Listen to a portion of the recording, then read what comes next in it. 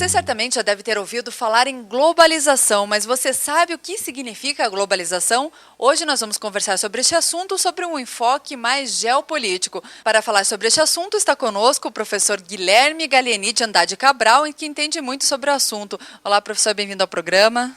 Olá, como vão? Guilherme Gallieni de Andrade Cabral é graduado em Economia pela USP, possui PhD em Economia pela Universidade Sorbonne e pós-doutorado em Relações Internacionais. Durante mais de 14 anos, atuou junto à diplomacia em organismos multilaterais. Professor, para começar essa conversa, eu gostaria de ouvir a sua definição para a globalização e também saber se globalização e mundialização são a mesma coisa. É oportuníssima a pergunta. Fico muito contente em estar na Estação Business School, falando de um tema que, sem nenhuma modéstia, falta de modéstia, eu conheço bem por tê-lo praticado durante 14 anos, como a senhora disse. Globalização e mundialização são coisas que se completam, não são sinônimos. E a senhora disse muito bem a minha definição, porque existem muitas definições sobre globalização. Eu tenho uma enfocada dentro de um processo geopolítico, vindo da Escola Superior de Guerra e da diplomacia de organismos multilaterais. Globalização poderia ser o conjunto de transformação na ordem econômica e política que resulta da conjunção de três poderosas forças: a revolução tecnológica, a formação das áreas de livre comércio, que é o mais conhecido como, quando se fala em globalização, aquilo que está mais constantemente no inconsciente universal das pessoas, e, finalmente, a crescente interligação e interdependência dos mercados físicos e financeiros, e até cultural e ideologicamente falando, em escala planetária. Quando nós dizemos, e até cultural e ideológico, nessa terceira força desse conjunto do que vem a ser globalização, o cultural e ideológico é justamente aquilo que países que se pretendem hegemônicas ad eterno, eles não só forçam o seu poderio econômico, político e militar, mas a sua cultura. Por exemplo, no momento em que você vai num supermercado e compra um 7-Up, você compra algo de higiene bucal, aí você compra um Close-Up, você não produz mais um trabalho científico, você produz um paper. Nas escolas brasileiras você tem o Halloween, em algumas cidades até, dentro do seu calendário escolar. Isso é mundialização. São os países, ou países que se pretendem hegemônica, impondo definitivamente suas culturas para países que não têm nada a ver com sua cultura. Então isso é mundialização. A globalização é mais ou menos aquilo que é contábil, que você pode provar, que você pode contabilizar, a parte comercial.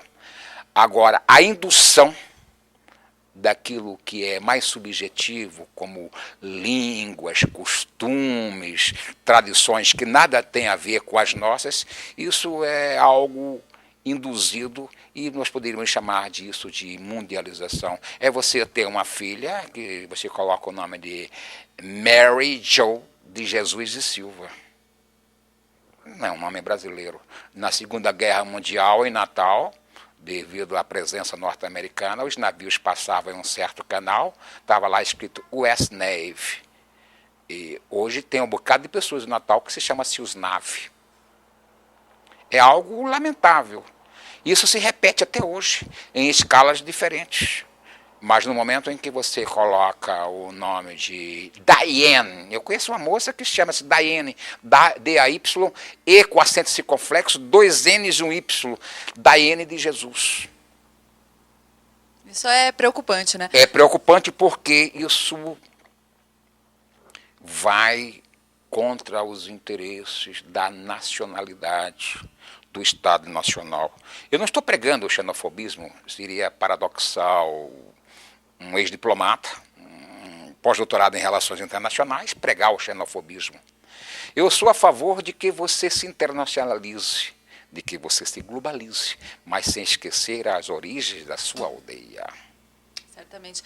E como surgiu esse conceito de globalização? De onde vem essa ideia, sendo que a gente tem esses princípios de dominação, de cultura, de língua, desde a época das colônias, do imperialismo? Isso na recente, de onde veio o conceito de globalização que temos hoje? Você pode observar a globalização em dois aspectos. Se você observá-la sob o aspecto geopolítico, histórico, globalização existe desde que o homem é homem. Agora, se nós estamos falando da globalização de hoje, dos interesses entre as nações, das trocas comerciais, das imposições econômicas, aí eu não teria medo nenhum de dizer que globalização, além daquela definição que eu dei no começo, é uma forma nova de colonialismo. É uma imposição de um país que se pretende hegemônica e que, a partir do seu poderio econômico e militar, impôs ao mundo suas vontades, suas determinações, seus interesses. Professor, como grandes eventos, como por exemplo a Segunda Guerra Mundial, influenciaram conceitos como os que temos hoje em relação à economia, política, geografia, como isso influenciou o mundo? Bem, a Segunda Guerra Mundial consolidou os Estados Unidos como uma grande potência mundial econômica e militar. A Segunda Guerra só, digamos, perante o mundo, conscientizou, certificou os Estados Unidos como a grande potência mundial. A partir da Segunda Guerra Mundial, nascem os grandes fóruns econômicos, uma nova ordem econômica foi imposta ao mundo a partir da reunião de Bretton Woods, onde foi criado o FMI, Banco Mundial e tantos outros organismos que, apesar de multilaterais, têm a sua predominância administrativa e sua estratégia baseada nos interesses norte-americanos.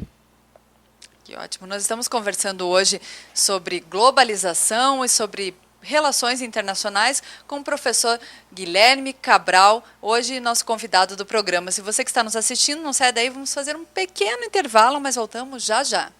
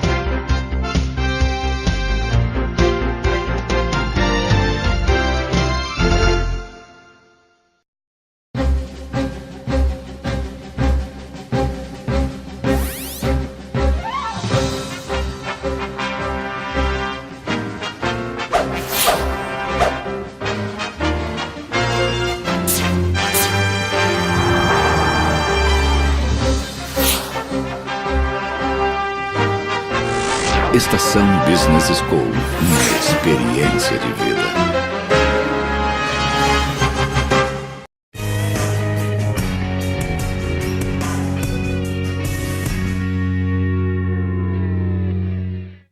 No programa Gestão Eficaz de hoje, estamos conversando sobre globalização com o professor Guilherme Cabral, nosso convidado especial. Professor, falamos já sobre globalização, sobre suas definições. O que o professor falaria hoje sobre a importância nessa questão da globalização do G8, que seria o G7, mais a Rússia? Qual a atuação do G8 hoje? Bem, como eu disse no bloco anterior, o G7, a questão do G7 também é uma criação norte-americana que nos foi imposta a partir de Bretton Woods. Os G7 são os países mais industrializados do mundo. Hoje existe N definições que até para nós que estamos em atividades diplomáticas, seja em organismos multilaterais ou em órgãos de Estado, temos dificuldade hoje em definir. Antigamente, a grande definição era países de primeiro mundo, são os países industrializados, das quais estão o G7, tinha países de segundo mundo, eu quero os países socialistas, que praticamente não existem mais, e países de terceiro mundo são os países africanos, aqueles países cujo IDH são baixíssimos. Hoje nós temos uma definição maior, já diferenciada, hoje já falamos de BRICS, já tem até a definição que supera o BRICS, temos a definição de NIC, que são os New Industrialized Countries. As definições hoje, já tivemos lá nos anos 70 uma definição do que é o BRICS hoje, que são tidos como os países emergentes que sem dúvida nenhuma se consolidarão como grande potências. Tivemos tigres asiáticos. Tigres asiáticos e tantas definições, mas, a bem da verdade, eu prefiro geopoliticamente dizer países polo de poder grande ou médio. É uma boa definição. A definição que eu acho mais apropriada. O Brasil hoje é um país polo de poder médio. Ainda, né? Ainda, bem, seremos se continuarmos, de grande poder. Se a presidente Dilma não modificar tremenda e radicalmente a política externa adotada nos últimos 8 anos, nós seremos um país que não estaremos de lugar, a não ser em exercício de retórica. Eu quero saber mais sobre essa política externa brasileira, mas daqui a pouquinho. Antes eu gostaria de saber sobre a União Europeia, é um bloco forte, consolidado. Qual a situação da União Europeia hoje? É muito interessante. Nós temos nós hoje temos várias definições de blocos econômicos. Por exemplo, nós falamos de Mercosul. A bem da verdade, o Mercosul é uma união aduaneira. Nada mais, com alguns problemas aí de ordem contingencial, pontual, que busca, sem dúvida nenhuma, ser o que é hoje a União Europeia, uma grande confederação de nações, como é da única. E o que é a União Europeia? A União Europeia foi a grande tacada geopolítica que o mundo deu em contrapartida à hegemonia norte-americana. Foi a tentativa geopolítica de se criar uma terceira força entre um mundo então bipolarizado entre os Estados Unidos e o que era a antiga União Soviética. Hoje é uma grande confederação de nações, como é da única. Em outras palavras, dentro daquilo que o direito internacional classifica como mercado comum de fato e de direito. Eles têm livre trânsito de pessoas e mercadorias, têm correio unificado, tem parlamento e judiciário específico e, finalmente, a moeda única que não foi adotada ainda por todos os países membros. Uns porque não fizeram o dever de casa e outro porque não quiseram simplesmente. Mas hoje é o segundo grande polo de poder do mundo. Nós temos os Estados Unidos como grande poder, primeiro grande polo de poder, e temos a União Europeia, que hoje até nos leva a imaginar que temos hoje um mundo novamente bipolarizado, sem a Guerra Fria. Professor, apesar de ser tão poderosa, a União Europeia também apresenta vulnerabilidade. Quais seriam os pontos fracos da União Europeia? Tem vários. Primeiro, a questão jurídica, o ordenamento jurídico. A Constituição ainda não foi devidamente elaborada, a Constituição. Quer dizer o seguinte, quando você pertence à União Europeia, você não perde as suas soberanias. Você continua votando para seu presidente, você continua tendo seu parlamento nos seus países de origem. Lógico que você vai eleger parlamento específico para legislar sobre as coisas da União Europeia. Mas a grande vulnerabilidade que isso o Mercosul deveria aproveitar é que eles são deficientes em produção agrícola. Eles não têm mais para onde expandir suas fronteiras, porque não tem terra, e não tem mais tecnologia para aumentar sua produtividade. E são pobres em alguns minerais. Como o Brasil hoje tem uma fronteira agrícola em franco desenvolvimento, competitivo e ainda grandes terras para serem exploradas, o Brasil deveria, e como tem feito até o ex-presidente Luiz Inácio, ainda bem que no desastre constante da sua política externa, ele não distanciou o Mercosul da União Europeia, que é um bloco que nós temos mais afinidades, até cultural, ideológica e políticas, pela nossa tradição com a Europa. Certamente. Nós vamos falar no próximo bloco sobre o Mercosul e sobre a política externa do Brasil, mas isso daqui a pouquinho. Você que está nos assistindo agora, não sai daí, mais um pequeno intervalo e voltamos já já.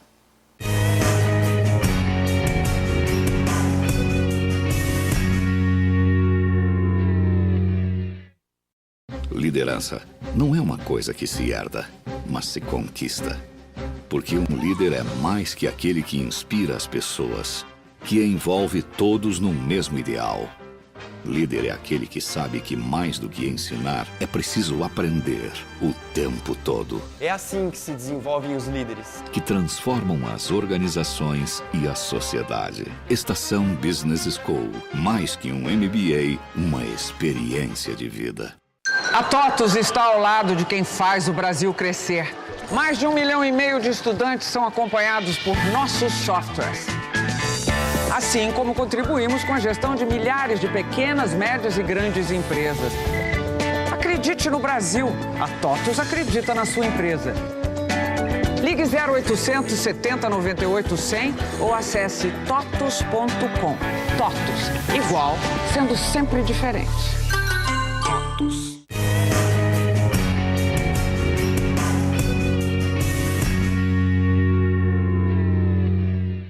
De volta conversando sobre globalização com o professor Guilherme Cabral. Professor, vamos falar agora sobre o Mercosul. Na sua opinião, qual é a situação do Mercosul? Qual a importância do Mercosul? Nós não poderíamos responder taxativamente e objetivamente como o telespectador merece. Porque nas relações internacionais, 2 e 2 não são necessariamente 4. 2 e 2 nas relações internacionais podem ser 8. 20, como pode ser 80 negativo. Primeiramente, vamos fazer um histórico do que seja este propósito da União dos Países Latino-Americanos, objetivando uma grande confederação de nações, como é a União Europeia. Primeiro, esse é um sonho do Bolívar. O Bolívar sonhava em que a América Latina, como um todo, formado numa grande confederação de nações. Haja vista que está na Constituição brasileira e de tantos outros países esse objetivo de uma grande confederação de nações formado na América Latina. Se nós fizermos uma leitura comparada entre a União Europeia de hoje, com seus problemas, com os seus êxitos, nós não podemos desanimar que o Mercosul esteja tão fragilizado quanto nos parece, do ponto de vista comercial, tão somente. A União Europeia, como eu já disse no bloco anterior, foi uma tacada geopolítica de se criar uma terceira opção entre um mundo então bipolarizado entre os Estados Unidos e a União Europeia e a antiga União Soviética. O primeiro tratado, isso foi logo do pós-guerra, quando em 1950, 51, a Alemanha com a França criaram cooperações econômicas, notadamente de produtos estratégicos como o carvão e o aço. Daí eles foram se fortificando, se fortalecendo e resolveram ampliar isso de uma questão sistêmica mais abrangente. Foi quando, em 54, foi assinado o Tratado de Roma, depois veio o Tratado de Maastricht, criando uma moeda única, e está aí a União Europeia com seus tropeços. Mas se nós fizermos uma leitura comparada entre a União Europeia de hoje, essa grande confederação de nações com moeda única, e o Mercosul, e se fizermos uma análise das devidas comparações entre os dois blocos, nós notaremos que não estamos tão distantes. Veja bem, a Europa, que está há anos-luz à nossa frente, não consolidou de um todo ainda a sua grande confederação de nações. Não pensemos nós que o Mercosul, que foi o grande sonho do Simão Bolívar, que começou lá pelos anos 60, com a criação da ALAUC, Associação Latino-Americana de Livre Comércio, depois transformada em ALAD, E depois, com o Tratado de Assunção, que se criou o Mercosul, que essa coisa se realize da noite para o dia. Lógico que nós temos entraves com os nossos próprios vizinhos, aqueles que deveriam ser nossos parceiros, às vezes são os nossos maiores óbices, sem querer entrar em questões mais particulares e sem citar nome de nossos Não vizinhos. é necessário. Não é necessário. Certamente. Quais são hoje os principais desafios encontrados pelo Mercosul? Por que o bloco não se desenvolve como seria esperado? Primeiro, o Brasil sofre, e isso se consolidou muito nos últimos 8 anos do governo Luiz Inácio Lula da Silva. O Brasil sempre, a partir da sua liderança, em certo momento ele se tornou prepotente. E isso afastou os nossos aliados, que, diga-se de passagem, são tão prepotentes quanto nós. Por sinal, é uma coisa da tradição latino-americana, essa prepotência. O último que sair, que apague a luz do aeroporto, ninguém verá um país como esse, somos o maior, Deus é brasileiro. Em Caracas teve um tempo que estava lá escrito que Caracas era sucursal do céu.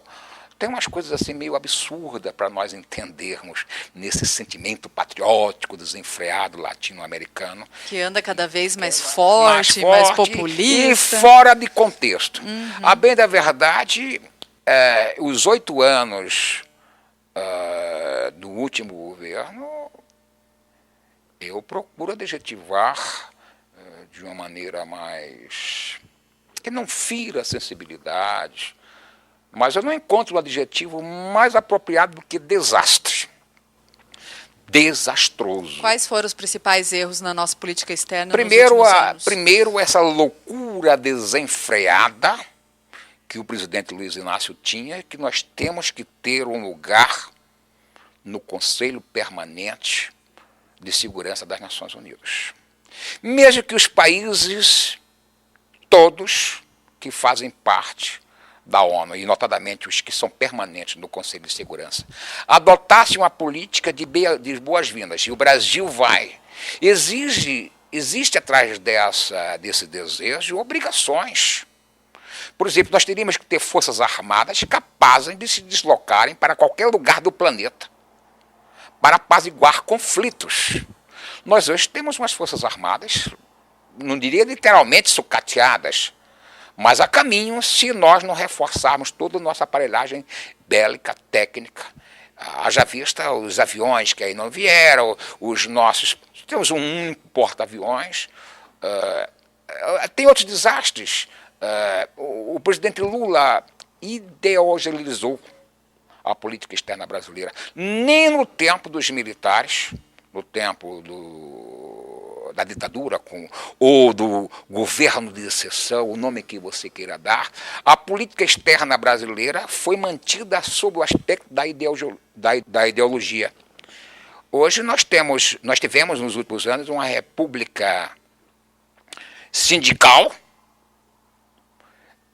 O presidente Lula é notório que é um homem extremamente simpático, mas um homem que padecia de escolaridade e de cultura. E ele confundiu o Estado brasileiro com ele personificado. Ele passou a ser um objeto de curiosidade aonde ele ia, governando uma grande potência, um país que tem tudo para dar certo.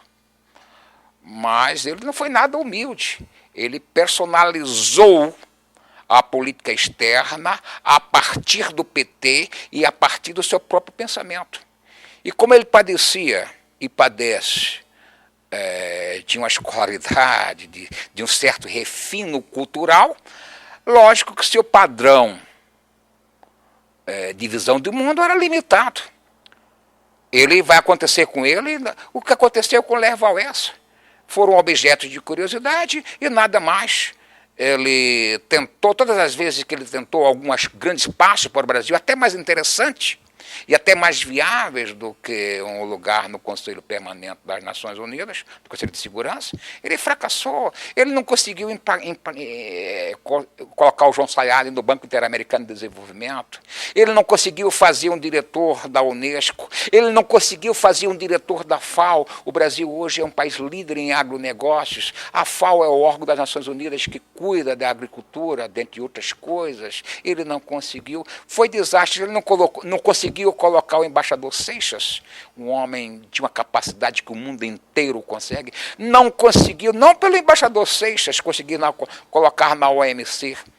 Olha, desastrosa. Não tivemos grandes avanços. E automaticamente o Mercosul nisso entrou. E outra coisa, todas as vezes que precisamos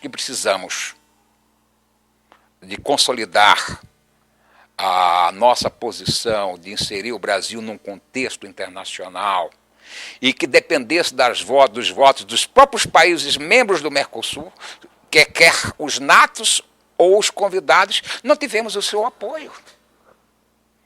Então, que liderança? As pessoas confundem muito o homem harmonioso, cativante, que era o presidente Luiz Inácio, com o líder mundial, da qual liderança mundial não teve alguma, absolutamente nenhuma. E o que podemos esperar agora com a entrada da presidente Dilma? O que podemos esperar das relações externas do Brasil? Eu acredito muito mais nela. Ela, primeiro, apesar de ser discípula do Lula, chegou lá não só pelos seus méritos, os méritos do Lula, que foi seu grande cabo eleitoral, mas a presidente Dilma é uma mulher de escolaridade. Embora não tenha terminado o seu doutorado nem mestrado por questões simplesmente de tese ou de dissertação, é uma economista, tem uma visão do mundo. A primeira atitude que ela tomou foi dizer taxativamente para o mundo que ela não concordava com o problema interno do Irã, com quem o Brasil mantém relações amistosas. O Brasil foi campeão em manter relações amistosas com tiranos. No mínimo polêmicos, né? Para não falar tiranos, essas pessoas. No mínimo polêmicos, mas tiranos, alguns autoritários, inclusive aqui no próprio continente. Um país que se nega a extraditar um fascínora, um assassino como Cesare Battisti, e entrega graciosamente 2 atletas dissidentes do governo cruel de Fidel Castro, que hoje está com outro Castro, que por questões de respeito a mim mesmo até esqueço o nome dele. Que ótimo, que pena, o nosso tempo é tão curto, a gente poderia passar um dia todo falando sobre esses assuntos relacionados à política externa e à globalização. Professor Guilherme, agradeço muito sua presença aqui no programa. Olha, eu sou muito grato a essa oportunidade, mas não esqueça que nós temos 2 definições para relações internacionais. Nós temos uma definição mais apropriada, de que é uma ciência multidisciplinar que estuda os meios de promover a adaptação econômica, política, respeitando os países, as suas soberanias, seus valores, etc, etc. Mas temos também outra definição. É o mais bem elaborado exercício de retórica para se criticar nos outros. O que faríamos se lá estivéssemos? Certamente. Professor Guilherme, mais uma vez, muito obrigada. E você que esteve nos assistindo, muito obrigada também pela companhia. Mas o programa Gestão Eficaz de hoje está chegando ao fim. Nós voltamos na semana que vem com outra entrevista imperdível. Se você gostou ou tem alguma dúvida em relação à entrevista com o professor Guilherme Cabral, é só anotar os dados deles que estão aqui na tela, o e-mail e o telefone do professor Guilherme. Se tiver alguma dúvida para nós, nosso e-mail é gestãoeficaz@estaçãopr.com.br. Até o próximo programa.